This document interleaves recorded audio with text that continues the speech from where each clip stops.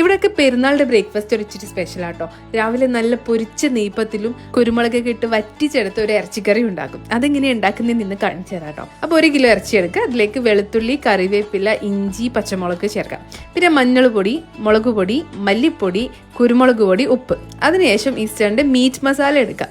നല്ല രുചിയൊക്കെ കിട്ടണമെങ്കിൽ ഈ മീറ്റ് മസാല ചേർത്താൽ മതി കേട്ടോ. കുറച്ച് വിനെഗർ കൂടി ചേർക്കുക. എന്നിട്ട് നന്നായിട്ട് കുഴച്ച് പ്രഷർ കുക്ക് ചെയ്തിട്ട് എടുക്കാം. ഒരു വിസിൽ വന്നാൽ ലോ ഫ്ലെയിമിൽ ഒരു 20 മിനിറ്റ് വെച്ചാൽ മതി കേട്ടോ. ഈ ഒരു ഗ്യാപ്പിൽ നമുക്ക് നെയ്പ്പത്തിലുള്ള മാവ് കുഴച്ച് വെക്കാം. ഡീറ്റെയിൽ ആയിട്ട് ഞാൻ റെസിപ്പി താഴെ ഡിസ്ക്രിപ്ഷനിൽ കൊടുക്കാം കേട്ടോ. അതൊന്ന് ചെക്ക് ചെയ്ത് നോക്കിയാൽ മതി. ഈ മാവ് കുഴച്ചിട്ട് നമുക്ക് മാറ്റി വെക്കാം. ഇനി ഒരു പാൻ എടുക്കുക. അതിലേക്ക് ഗീയോ വെളിച്ചെണ്ണയോ ചേർക്കാം. ഞാൻ ഗീയാ ചേർക്കുന്നത്. കുറച്ച് കറിവേപ്പില, ഇഞ്ചി, വെളുത്തുള്ളി ചേർത്ത് നന്നായിട്ട് വഴറ്റാം. ഇതിലേക്ക് കുറേ ചെറിയുള്ളി ചേർക്കണം. വലിയ ഉള്ളി ആയാലും കുഴപ്പമൊന്നുമില്ല, ചെറിയുള്ളി ആകുമ്പോൾ ടേസ്റ്റ് കൂടും. ഇതിലേക്ക് ഉപ്പും കുരുമുളകും കുറച്ച് മല്ലിപ്പൊടിയും ചേർക്കുക. അതുപോലെ ഈസ്റ്റേണിന്റെ മീറ്റ് മസാലയും കൂടി കുറച്ച് ആഡ് ചെയ്ത് കൊടുക്കുക. പച്ചമണം മാറുന്നവരൊന്ന് വഴറ്റിയെടുക്കുക. അപ്പോഴേക്കും നമ്മുടെ ഇറച്ചി നന്നായിട്ട് വെന്ത് വന്നിട്ടുണ്ട്. ഇതൊക്കെ ഇറച്ചിന്ന് വന്ന വെള്ളാട്ടോ, നമ്മൾ ഒട്ടും വെള്ളം ചേർത്തിട്ടില്ല. ഇനി പാനിലിട്ട് നന്നായിട്ട് മിക്സ് ചെയ്തതിന് ശേഷം മല്ലിയിലയും കുറച്ച് ചെറുനാരങ്ങ നീരും കൂടി ചേർത്ത് വഴറ്റിയെടുത്ത നമ്മുടെ ഇറച്ചി വറ്റിച്ചത് റെഡിയായി.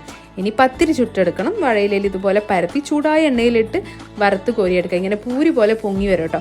അപ്പോൾ 2 വശവും ഇതുപോലെ മൊരിച്ചെടുക്കുക. അങ്ങനെ നമ്മുടെ പെർഫെക്റ്റ് കളറും പെർഫെക്റ്റ് സ്മെല്ലും പെർഫെക്റ്റ് ടേസ്റ്റോടും കൂടിയിട്ടുള്ള ഇറച്ചി വറ്റിച്ചതും നല്ല നെയ്പ്പത്തിലും കൂടിയിട്ടുള്ള കോമ്പിനേഷൻ അസാധ്യം കേട്ടോ. എന്തായാലും നിങ്ങൾ ട്രൈ നോക്കുക. എന്നിട്ട് ഫീഡ്ബാക്ക് അറിയിക്കുക. I will see you with another video. By.